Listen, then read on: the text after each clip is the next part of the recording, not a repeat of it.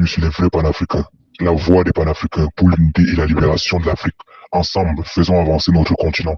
Si c'est ta première fois de tomber sur cette page, nous t'invitons à t'abonner et à cliquer sur la cloche de notification pour ne rien manquer. Ivoiriennes, Ivoiriens, mes chers frères et sœurs, il n'y a donc pas élection présidentielle demain. Ce que Ouattara veut organiser, c'est une tragicomédie. Il y a deux mots dans le mot tragicomédie. Écoutez bien. D'abord, il y a le mot tragique. Alassane Ouattara va tuer les Ivoiriens. Chez lui, c'est une habitude qui est très ancienne. Ça a commencé avec son arrivée comme premier ministre du président Houphouët-Boigny. Il a tué les étudiants dans les cités universitaires en 1991. Il a suscité la charte du Nord pour diviser la Côte d'Ivoire après avoir créé la carte de séjour pour qu'on tue les étrangers africains. Alassane Dramane Ouattara a tenté de prendre le pouvoir par coup d'État en décembre 1993, tentant de violer l'article 11 de la Constitution ivoirienne qui prévoyait que ce soit le président de l'Assemblée nationale qui succède en cas de vacance du pouvoir au président de la République.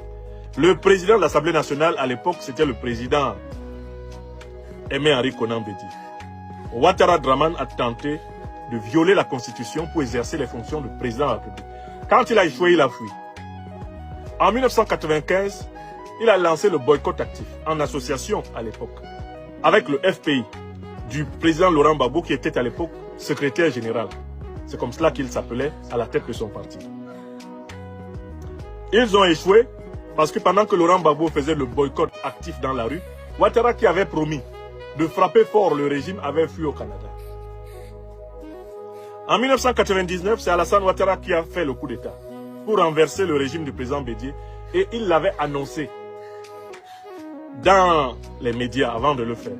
Quand il est revenu, il a félicité le général Robert Gueye qui était son homme de main, son présentoir, son épouvantail et son masque en disant que ce n'était pas un coup d'État, c'est une révolution.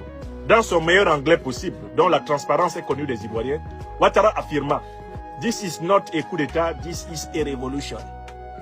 This is a revolution. » Alassane Dramane Ouattara, déçu par le général Gueye, qui avait pris goût au pouvoir, tenta de l'assassiner en septembre 2000. Parce que Robert Gueye avait modifié la Constitution en y incluant le fameux article 35 qui disait que pour être candidat à la présidence de la République, il faut ne s'être jamais prévalu d'une autre nationalité. En octobre 2000, le président Laurent Gbagbo battait dans les urnes le général Robert Gueye. Et Alassane Ouattara cherchait à provoquer dans ces conditions-là un Pungamel pour récupérer le pouvoir des mains du président Gbagbo, ce qui donnait un bain de sang. En janvier 2001, Alassane Dramane Ouattara engageait le complot de la Mercedes noire. Un complot engagé les 4, 5, 6, 7 janvier 2001 contre le régime du président Gbagbo. En septembre 2002, Alassane Dramane Ouattara remettait le couvert. Il attaquait le régime du président Laurent Gbagbo pour être à tout prix inclus, parce qu'il était exclu du jeu politique ivoirien.